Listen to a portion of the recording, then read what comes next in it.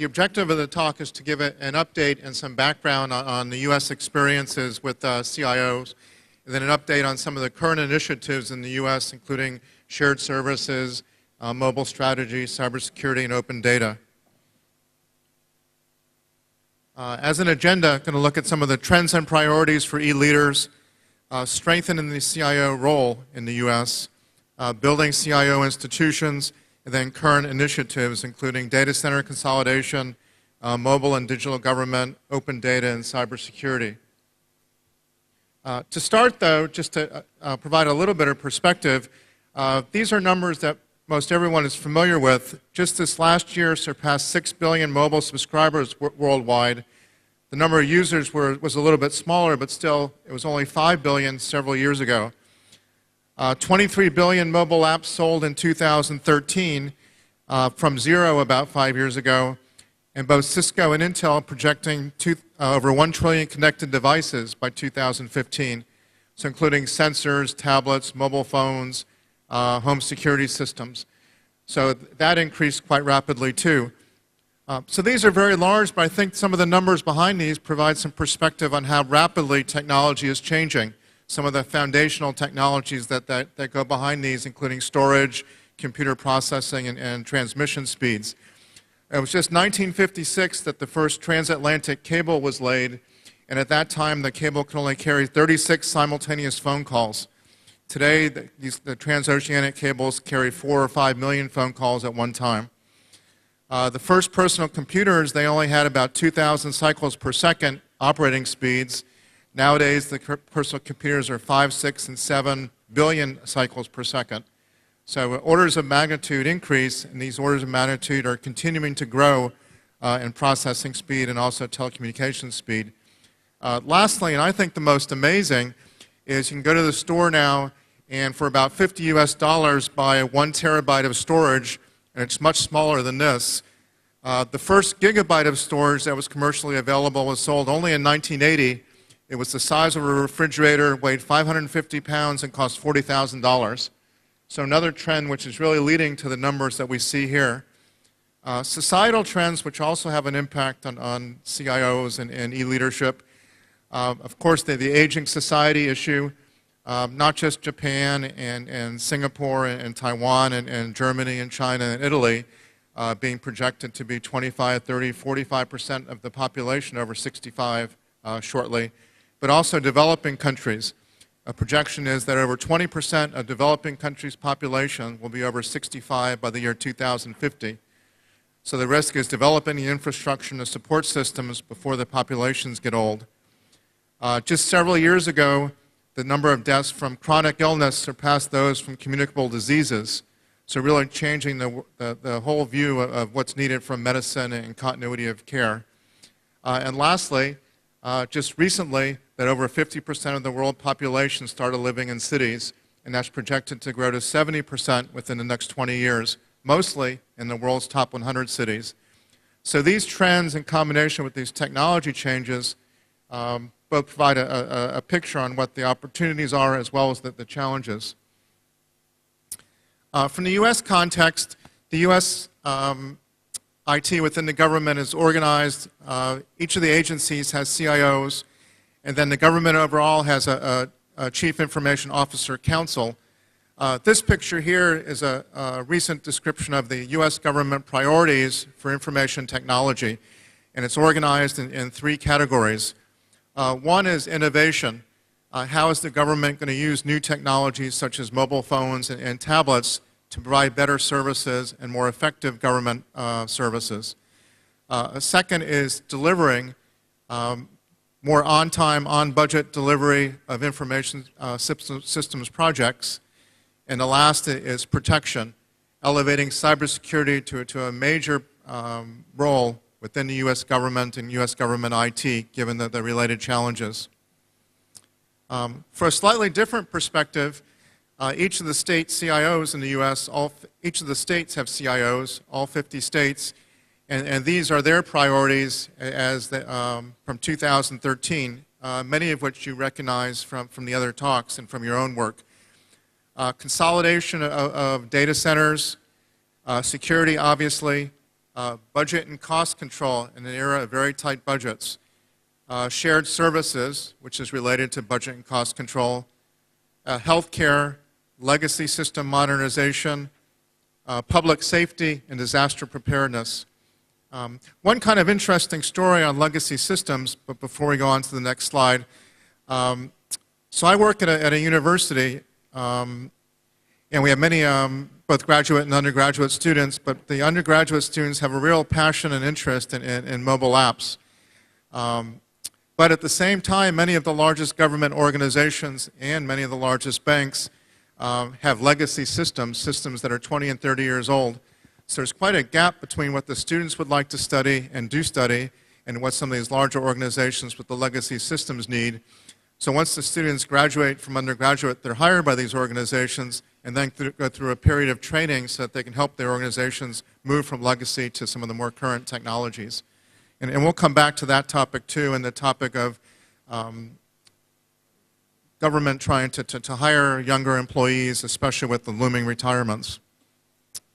Okay, so what are the CIO and CIO institutions then in the US? In 1996, the US government recognized that, or had had a great deal of challenges with information technology, with projects going over budget and not on schedule. And also a further challenge that many projects were completed and no longer needed or weren't relevant for the users. So I think these problems and challenges are relevant worldwide. So the US Congress passed a law called the Clinger-Cohen Act. One main motivation was more effective IT in government. A second motivation was to increase the capability of IT government leaders. And as part of that, the government developed what's called the CIO core competencies in the US. This here is a picture of the most recent core competencies. When they were originally developed, they were much more technical than they are today. So if you look back in the early versions, they had several that were hands-on technology. Now none of the core competencies relate to hands-on technology. They're much more leadership and strategy-oriented. And nowadays also have items like enterprise architecture and a much higher elevation of cybersecurity. So the government's view is that not all CIOs would be expert in all of these, but that the CIOs would be able to lead their organizations and lead aspects of the organizations that focus on these core competencies. And these core competencies then combined with executive leadership, the view is what makes for good and effective CIOs. So these core competencies are updated every 2 years, and they're updated by the U.S. Government CIO Council, U.S. Government CIOs, and then the U.S. Government CIO University Partners, which I'll describe shortly. And there's a consensus developed, and then these are rolled out and translated into learning objectives for training and education for CIOs. So just as I mentioned, the 1996 Clinger-Cohen Act was the basis for the CIO core competencies, also the basis for appointing CIOs in government in the U.S., and then developing from the CIO core competencies, the CIO universities. The U.S. experience with CIO universities is actually quite interesting. So George Mason is one of the 7 CIO universities in the U.S., and one of the programs that I'm with, the technology management program. Originally there was 4 university partners, and the government had thought that they were going to create their own university to train and educate CIOs in government. And so they explored that path and ultimately decided that it would be more effective to partner with the existing universities to develop a virtual CIO university. So the university identified 4 partners, including George Mason. And the way the CIO University works is with our technology management program, for example, we overlay the core competencies on a management of technology curriculum for mid-career students, and the students not only get the master's degree, but also get the US CIO University certificate. The participants in these CIO universities are a mix of private sector and government students, or mid-career students. And then after graduation, the CIO certificate is helpful within the government for getting advancement. It's helpful indirectly in the private sector because it shows that a graduate has this background of information, and it's also helpful for consulting firms that work directly for the federal government. It's been a fairly successful initiative in the U.S. and here with Thomas Hart University and Waseda and many other universities around the world undertaking similar or related type initiatives as a way of strengthening IT executive leadership in government. I think this is a really interesting slide and on how CIOs spend their time. This is from CIO Executive in the CIO magazine. And they've divided it into three types of CIOs. And this also relates to the ICT readiness or the level of e-government in a country. So the first level or the first type is really a functional head, the old IT manager managing IT crises. And a second one, more transformational leader with processes and process redesign. And a third is a business strategist. So really, CIO playing an executive role, connecting IT to strategy and really furthering an organization's strategy and mission. In practice, CIOs are usually all of these, but also in practice, if a CIO doesn't do the first really well, they're not going to have the credibility to do the second and the third. So kind of an interesting story. I attend smaller CIO conferences quite often with about 50 CIOs to discuss current issues in IT leadership and CIO and e-government. And usually at these meetings, there'll be a question for the audience as to how the CIOs see themselves. And they rank themselves on a scale of 0 to 20, and many rank themselves 17, 18, 16, not very many 20s, but most see themselves as business strategists. And then there's a second question as to how do the other executives in the organization see you as the CIO. And so then that's a little bit lower, so 13, 14, 15. So there's a difference of view between how the CIOs see themselves and how other executives see the CIO. And that's actually one of the bigger challenges for the CIO, to be seen by the other executives as a strategic leader and not as this functional head. I have two interesting examples on moving from a functional head to a more transformational leader. Doesn't relate to government or to business, but it relates to a very large aquarium and a very large zoological park in the U.S. And in both cases, they hired new CIOs, and the IT departments had very bad reputations on not doing the basics very well, not providing email very well, communications around the facility not working very well, basic point of sale systems not working. And each of them went about it differently to build credibility. One, that the National Aquarium outsourced the basics, and then the basics started working very well, and then they were able to focus on the more strategic. And a second one at a very large zoological park worked internally to develop a trouble ticketing system, connect all the buildings with fiber, and then he was able to build up credibility and then move towards being a more strategic leader. But I think that this picture is really quite helpful in visualizing what IT leadership can be, but also the path from more of a functional IT manager to a business strategist. Also related to this is who the CIO reports to, and that changes over time too.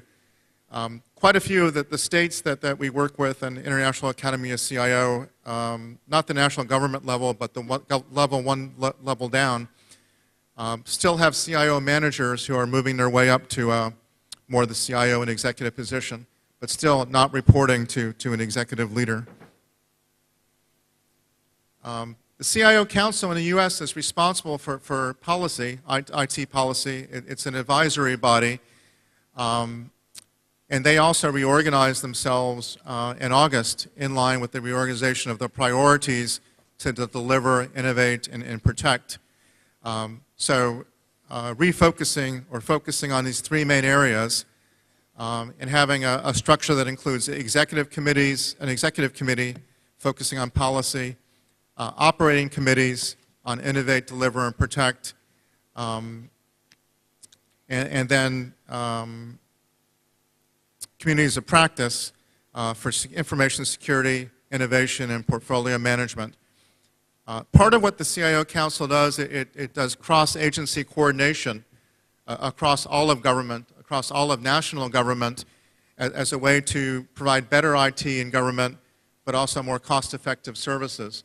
So they coordinate things like enterprise architecture across government, cybersecurity, human capacity building, acquisition, the things that where there's commonalities and where there's a benefit from coordination while still leaving some of the independence to the agencies themselves. Nowadays, this role is expanded as there's more and more cross-agency coordination with initiatives such as cloud and shared services. So more and more of a central view within the U.S. government of information technology. And then the task forces on things such as accessibility, privacy, and IT workforce. I think the challenge for every government is, in a progression for every government, is IT leadership within an agency, and then moving from that to IT coordination. Kind of an interesting example of the challenges of IT coordination across government, given the political challenges of a country. Back in 2005, the government of Iraq was looking to increase cross-ministerial coordination across government for IT. Like several countries, or in fact more than several countries, leadership of ministries was shared amongst the different political factions. So in Iraq, one ministry might be Sunni-led, one ministry might be Shia-led, but that added a different challenge to cross-agency coordination because of the political differences of the different parties and the different ministries. But in many countries, there's more of an alignment of political view, and in those, the challenge is much more IT-oriented rather than politically oriented. Okay, so what are some of the current initiatives in the U.S. And challenges for CIOs? First is data center consolidation, cloud, and shared services. So this is an evolution of two things. One, it's an evolution of IT in U.S. government historically, and second, it's an evolution of virtualization. So over the years in the U.S. government, there's been about 3,100 data centers that have been established. This is over many, many, many years, 20 and 30 years. So that number of data centers is way more than is needed with today's technology and what's possible with virtualization and cloud. So the U.S. is undertaking an effort to rationalize these and to close some of the data centers. Of course, there's a political aspect to this between the agencies. Of course, there's also an inventory aspect to it, really understanding what systems are running in which data center and what the costs are to close the data center. And there's also an accounting aspect to it, a similar accounting aspect to that which there is with cloud. So oftentimes in IT, I think not just in the US, but worldwide, the budget for IT is different than the budget for real estate and different from the budget from energy. So different parties managing each of those different budgets. So if the IT department closes an IT center or virtualizes part of an IT center, there's a cost savings to real estate or space, and there's a cost savings due to energy. But if the energy and the space budgets are separate from IT, someone else is getting the benefit compared to the IT department. And so there's a non-alignment of incentives, and with that, a bit of a challenge to undertaking these projects. Also, too, in the US, but I think this relates to many countries, too, each of these data centers is in a district where there's a congressperson, and so the congressperson being an advocate for their district and being an advocate for jobs and employment within the district. So the congressperson actually supporting or not supporting the closure of the data center there. So again, politics and political considerations playing a major aspect in government and government IT. A second initiative related is cloud computing. The U.S. government has a goal of the percentage of the IT budget that will be moving to cloud computing over the coming years. So they've set it at 20%. They had a basis for that, but again, it's just a target. And so the challenge for the U.S. government was how to do that and how to do that in a secure manner. A lot of the motivation is cost savings. Some of the motivation is effectiveness of IT through shared services. And the challenge then, how to do that in a way which is secure for government and in a way working with the partners so that you know that they're reliable. And I think a quite innovative approach that the U.S. government has undertaken is this FedRAMP program to authorize cloud vendors. There's a third-party review of cloud vendors, both check on the security of the cloud vendor. The government undertakes an audit of cloud vendors in advance.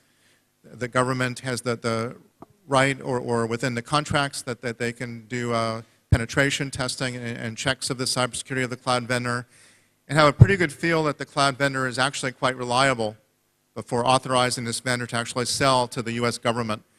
So I think that this program has actually been quite successful, and it's a fairly good model of acquisition and contracting.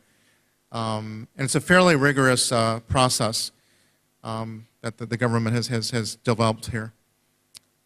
And then the third related area with cloud and data center consolidation is shared services. An objective to have a storefront or a form of a storefront where government agencies can obtain services, initially just commodity IT services, but moving more and more to support IT. The idea being that it's more cost effective for government to obtain and utilize shared services than home developed services agency by agency. So this program has been off to somewhat of a slow start. Our first speaker today talked a little bit about Google email. There's some others, but I think the objectives and goals here are much broader within government. Here too, though, the government isn't as advanced with vetting these as they have been with the cloud vendors, and that is a major challenge. Second aspect is mobile and digital government strategy. There's three elements to this, and I'll talk about the mobile elements first. So one element is the issue raised earlier, that the employees in the government are looking to use similar technologies in the workplace that they use at home. So a lot of capability in consumer devices nowadays. The government has a looming retirement challenge for IT professionals. They want to hire younger IT professionals, and the younger IT professionals are looking to use these new technologies. And in fact, whether or not the government uses them is a determination as to whether the younger folks will actually go to work there. So bringing this type of capability in government through a bring your own device type policy. A second issue within government is the length of time that it takes to develop large-scale systems. So the Department of Defense for the U.S. government, the average time from when a computer system is initially conceived to when it's rolled out is 72 months, so 6 years. So by the time 6 years goes past, there may well be a new president, new leadership, priorities change, in fact technology changes, and the goal of the U.S. government and the Department of Defense now is to bring some of the consumer technology speed and agility into the government. And in fact, the U.S. Department of Defense CIO, when she gives a talk on mobility, quotes the 72-month figure and then raises her Apple and says there's been 5 of these in 5 years. So the speed is just much different, much quicker here than with the large-scale systems. So bringing that similar speed into government and that type of agility makes government IT much more flexible, much more in tune to the needs, the back office needs, as well as the services needs of the citizen, but also saves on cost and reduces the risk of a non-use or obsolescence. Originally, the plan was that the government was going to create a mobility strategy, but during the development of that, they broadened it out to an overall digital strategy. So combining mobile with digital and the better utilization of data. So really, it's the move towards anytime, anywhere access of information and data as well as services, but also bringing this consumer speed and the consumer capability into government and connecting citizens with these devices to government and government services. So this is a relatively new plan just from this summer. I think it has some interesting elements in it, and I do think it's interesting to compare national mobility plans from country to country and see what looks like it might work well and what perhaps not so well, and also what the challenges or the considerations are for the local context. Open data, Professor Obi mentioned quite a bit. This is a picture from the data.gov website, which is the U.S. Open Data portal.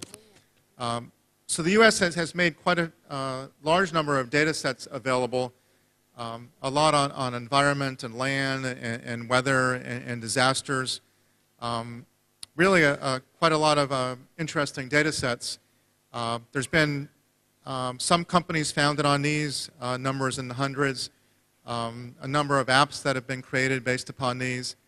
I think what's fascinating, though, with this whole trend is, even though it's a topic of conversation around the world, how few people are actually working in it. So in the U.S. government, there's 4 people dedicated to the Open Data Project. In the UK, it's 5 people. And I think this is consistent around the world. It's a very limited number of people, a lot of ambition, some promise, a lot of possibility, but in practice, I think a way to go. The ambition, as Professor Obi talked about, and a number of other speakers, is to make the data available in a way that small companies or large companies can create mobile apps, create businesses, so that the citizens actually benefit. There's to some extent it's happening, but to some extent, though, that this gap between the number of people that the governments are employing and dedicating to the task, and then a gap on the business side, what the business model is for this open data, I think is limiting some of the uptake. But again, much promise, I think, and much potential. Okay. Professor Obi also mentioned cybersecurity. Here I think there are some major trends which are worldwide, and some interesting things that the U.S. government is undertaking. So there's a cybersecurity workforce shortage in U.S., which I think there is worldwide. Also, cybersecurity is about 15 years behind IT. So IT has become much more of a professionalized. IT is nowadays much more leadership-oriented. Cybersecurity is still very, very technical, and there's a leadership gap in the field. There's a really interesting Carnegie Mellon study that comes out every 2 years. Over the last 5 years, there's been an increasing role and an increasing view of a board of directors on cybersecurity. Also, more and more companies and organizations have cybersecurity committees at the executive level, which has oversight of cybersecurity, and this is worldwide. So Asia, Europe, Africa, North America, South America. But still, though, there's not the capability between the technical level and this leadership level. And countries and private sector are looking to how to fill, but not just how to fill the technical gap, but how to fill the leadership gap. And in the U.S. government, one of the things that they're looking at is managed security services, partnering with private sector companies on some of the basics of cybersecurity and bringing some of that expertise within the government. And the U.S. has undertaken 2 major projects with the private sector. One is continuous monitoring. Over the last 6 months, the U.S. has identified, I think it's 17 companies, and vetted 17 companies to become the partners through vendor contracts to do continuous monitoring of U.S. government systems. So the U.S. government will no longer do that directly. They're going to be outsourcing that to the private sector. And then a second managed security service that the U.S. government has undertaken is intrusion detection system. Again, partnering with private sector companies, contracting with these companies to undertake this foundational level of cybersecurity. So I think this is will be a major issue and challenge worldwide. I think governments are in very different budget positions, which provides a challenge. There was a very interesting discussion at ITU several days ago on this and the potential role of open source, especially in developing countries with limited budgets, the potential of open source for continuous monitoring and intrusion detection, so to bring some of these services into government, but in a more cost-effective manner compared to some of the fairly costly commercial services that are out there. One other major initiative that the U.S. government's undertaking is identity management. This is actually a fascinating topic worldwide because of different public and government views of identity and identity cards. So in the U.S., we don't have a national identity card. And given that we don't have a national identity card, we don't have a national e-identity card, which is in contrast to many, many governments. For example, Germany has a identity card, an e-identity card, and most, if not all, of the EU countries. But in the U.S., we don't. So what the government is looking to do is create a common identity management for access to all government systems. So one identity, single authorization and sign-on that each person would have. So while not an identity card, something that will streamline authentication and authorization. And they're partnering both with the private sector as well as with the U.S. Post Office on this. So I think an interesting initiative, but here too there are big national differences on policy and view in regard to these things. On this, though, one thing I think that is fairly common on cybersecurity is that the potential of these managed services. Closing remarks, then. I think the U.S. experience is similar to many others on either legislating or developing policies on the role of CIO in government, requiring CIOs, having a definition of what the CIO role is and who they report to. I think in practice in the U.S. that the experience is a little bit different than the vision, which is also true in many countries. So in the U.S., while many CIOs report to the executive and many have budget authorities, some don't. And so there's initiatives currently in government to re-strengthen the CIO position back to the original vision. The challenge also is developing these cross-institutional organizations to coordinate enterprise architecture and security and human capacity building across government. And then also the challenge today is the really rapid changes in technology. So technology changing not just government, but also many private sector fields. So reimagining, as Mary Meeker from Kleiner Perkins says, reimagining many, not just many industries, but also reimagining what government could be through the use of technology. So thank you, and I really appreciate the opportunity of being with you, being here with you today. Also, I'd like to pay a compliment to all that Thailand has accomplished with e-government and CIO. Thailand, a leader in CIO and e-government, and I've been visiting for about 10 years through NECTEC with Jirapan and Kunjantima and Dr. Pairash. And every time I come, really exciting to see the developments since my last visit, and also exciting to see how the role of CIO has been elevated and the success of some of the CIO groups, including CIO 16.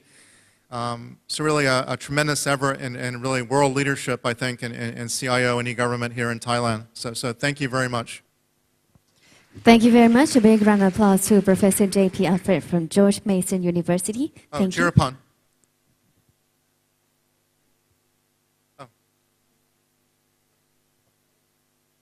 One moment, sir. I'll give you the microphone.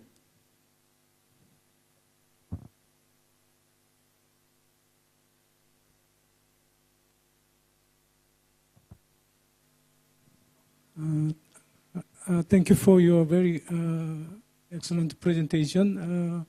I have two questions.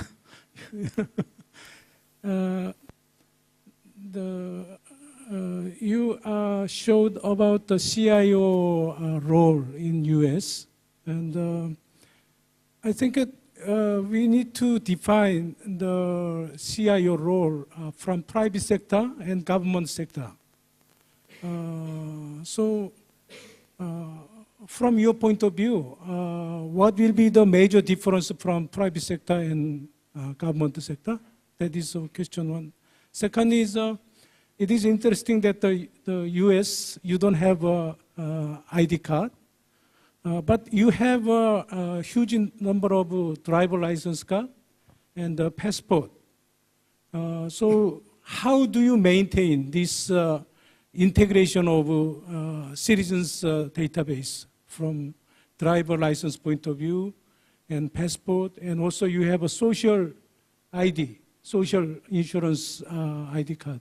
Right. So maybe like Thailand or many new countries, they have integrated ID card, which covers all as a one database. But I want to know that type of some difference cases. Okay. Thank you. On the first question on the differences between the private sector CIO and the government CIO, I think they, in a lot of ways, they're quite similar. That, where some of the differences result from is the difference in motivation of the organization. So the private sector company being profit motivated, with the government being more public service motivated. So as an example, for a CIO in city government or county government, really much more in tune with the citizens and the citizen motivations and city councils and public citizen councils, and needing to take all those things into account, while the private sector CIO, I think, is much more mission-oriented and is able to be much more mission-oriented. So I think those are the cause of the differences, and the differences such as they are derived from those. But in practice, though, aside from that, I think if you go to a private sector company, CIOs are focused on many of these. In the larger companies, the CIOs in the US spend about 25% of their time meeting with customers, so doing sales types activities. So I think that doesn't necessarily translate to the public sector CIO, even though those do meet with citizens. So I think there's just a difference in motivation. On the second question, it's actually quite interesting. So there's part of it is there's so the U.S. structure, government structure, there's the national government, and then we have the 50 state governments. And the driver's licenses are from the state governments, and they're issued by the state governments. And so the state governments have a database from those, and those databases aren't tied to a national database at all. And then the passport is a national database, and that database isn't tied to any other national databases. So there's a little bit an IT issue there, but it's mainly a public view of privacy. So the public in the U.S. is not that keen or oriented towards the government having a whole view of the citizen. In fact, most of the public is quite against that and would be against an integration of these databases like passport and social security number and driver's license and tax. And so historically, they've been separate, and for the most part probably will stay separate. One of the areas with the new healthcare law and the new healthcare system, well, the new healthcare IT systems, which aren't working very well, part of the idea of that is to integrate more of the U.S. government systems, and that's actually part of the opposition to it. So it's a quite different philosophy. One other point, and then I think we're quite tight on time. So the German e-identity card is actually kind of fascinating. So it's built on the basis of the physical card, and so each German citizen has one, but it's real security and privacy oriented. So the same e-identity can be used for online shopping, where only a very limited amount of information is given. It can be used to surf the internet anonymously.